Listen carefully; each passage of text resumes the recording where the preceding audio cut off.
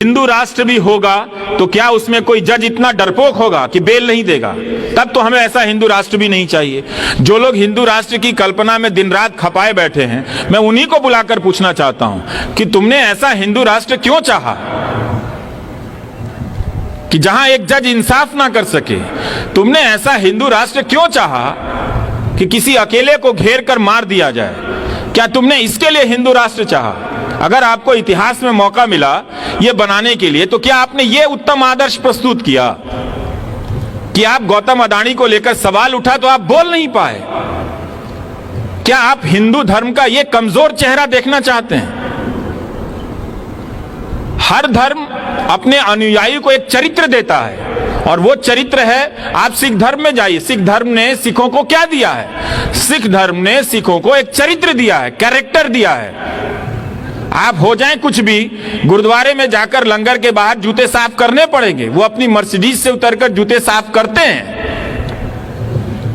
वो जाते हैं खालसा इंटरनेशनल बनाकर टर्की में और सीरिया में मदद करने चले गए हैं। तो क्या ये हिंदू राष्ट्र के अगर सबसे बड़े नायक हैं, तो क्या ये उनका किरदार है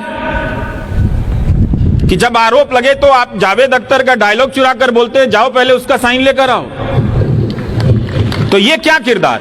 तो हम किसी भी तरीके से हिंदू राष्ट्र का कोई शिखर नहीं देख रहे हैं। अगर ये सपना था, जिस सपने को लेकर 100 साल चले हैं, तो हम उन्हीं की बात करते हैं। आपने ये दिखाया हमें कि आपने एक ऐसा अपना श्रेष्ठ नेता दिया जो अडानी का नाम लेकर नहीं बोल सकता है। इतना ही कहा जा सकता था कि जांच होगी, आप जांच पर भरोसा कीजिए, पर तब तक आप नहीं कह सके। आप लगे सरकारी योजनाओं का पैम्फलेट पढ़ने के लिए। वो तो हम सब जानते हैं आपकी योजनाओं के बारे में, कौन नहीं जानता है? तो अगर आप किसी धर्म के बारे में, अब 8 साल हो गए, तो आप बताइए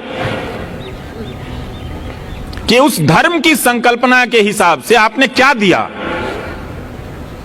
ये ऐसा गुलाम मीडिया दिया जो सरकार से सवाल नहीं कर सकते। अगर आप हिंदू राष्ट्र में यकीन ही करते हैं तो प्रधानमंत्री नरेंद्र मोदी उसके श्रेष्ठ नागरिक हैं कि नहीं? लेकिन वो तो 8 साल से प्रेस कॉन्फ्रेंस नहीं कर सके।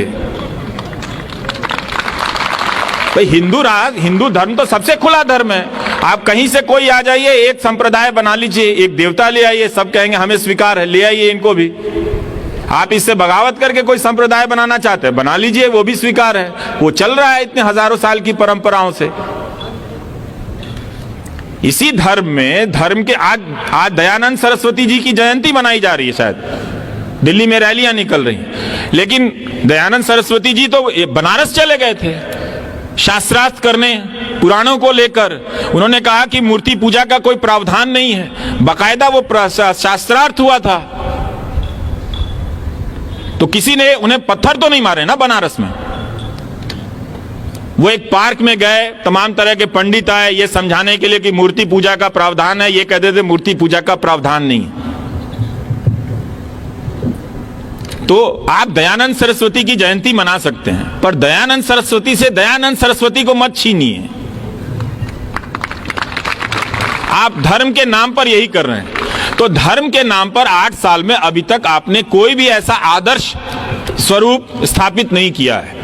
तो इसका मतलब है कि उसमें स्थापित करने के लिए कोई संभावना ही नहीं है। जो भी आदर्श कायम करने की संभावना है वो एक सेकुलर राष्ट्र में ही है, वो एक संवैधानिक राष्ट्र में ही है, जहां सबको बराबर का अधिकार मिलता है।